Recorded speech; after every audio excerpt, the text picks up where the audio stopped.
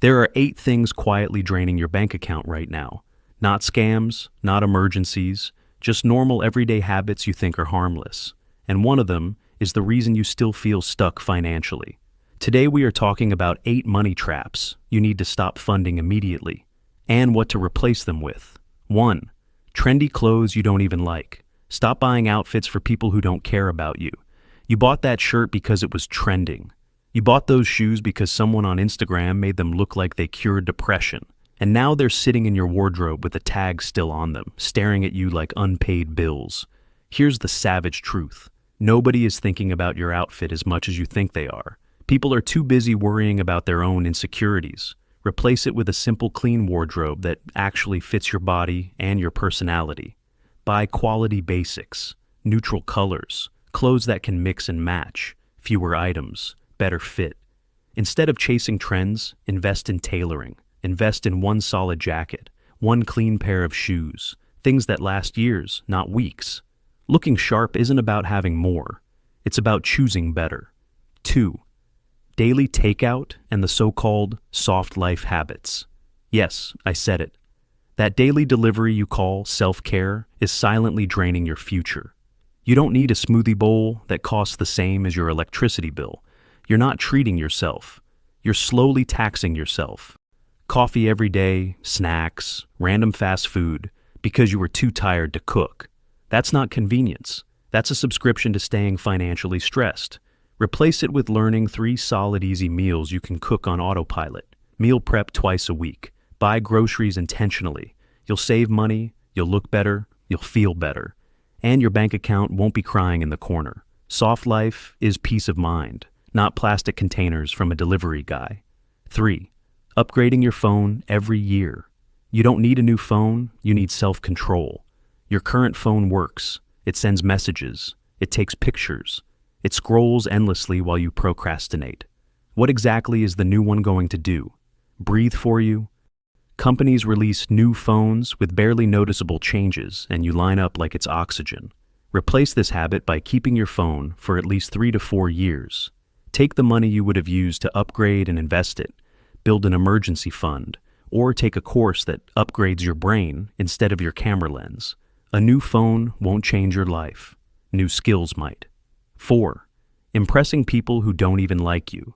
This one hurts. You spend money to look successful to people who secretly hope you fail. New car, fancy dinners, big birthday parties, designer logos screaming for validation. And then you go home stressed about bills. Replace it by impressing your future self. Invest in assets, pay off debt, save quietly, and move in silence. The real flex is peace. The real flex is options. The real flex is not panicking when unexpected expenses show up. 5. Subscriptions you forgot about. Honestly, how many subscriptions are eating your money every month? Streaming platforms, apps, gym membership you visit twice a year, random software you signed up for during a 3 a.m. motivation burst. It's death by small charges. Replace it with auditing your bank statements. Cancel everything that doesn't directly improve your life or income. Keep 1 or 2 entertainment platforms, not 6. Pay for a daily use of the gym each time you go until you discipline yourself enough to show up when next you pay a full monthly subscription. If a subscription isn't making you smarter, stronger, or richer, it needs to go. Automatic payments are dangerous when you're not intentional. 6. Cheap things that break every month. Buying cheap to save money is sometimes the most expensive mistake. You buy the cheaper version. It breaks, you replace it, it breaks again. Now you just pay double. Cheap shoes that hurt your feet. Cheap headphones that stop working. Cheap furniture that looks tired after 2 months. Replace it with buying quality, not luxury, quality. Research before you buy. Read reviews, save up for durable items that last. The goal is value per year, not price per day. Being frugal doesn't mean buying the cheapest thing. It means buying the smartest thing. 7. Random courses you never finish. Motivation hits at midnight. You buy a course. You promise yourself, this is the one that changes everything. 2 weeks later, you're back to scrolling, and the course is collecting digital dust. Information isn't transformation. Application is. Replace it with critical thinking. Before buying any course, ask yourself one question. Am I ready to execute this fully? If not, finish the free content you already have access to. YouTube alone can teach you almost anything. Buy fewer courses, finish the ones you buy, implement immediately. A library in your head means nothing if your life stays the same. 8. Living above your means just to feel ahead. This is the silent killer. You increase your income slightly and immediately increase your lifestyle. Bigger rent, more expensive habits, more spending. So even when you earn more, you still feel broke. Lifestyle inflation is sneaky. It makes you think you're progressing while you're actually stuck. So every time your income increases, increase your savings and investments first. Upgrade your lifestyle slowly and intentionally. Build margin into your life and give yourself breathing room. Because financial stress doesn't come from earning too little. It often comes from spending too much. Now, listen, none of these things are evil by themselves. Clothes aren't evil, food isn't evil, phones aren't evil, but mindless spending is. Money is stored time. Every dollar you waste represents hours of your life you will never get back. So the real question isn't, can I afford this? It's, is this worth my time? You work too hard to be funding nonsense. And here's the part most people won't say.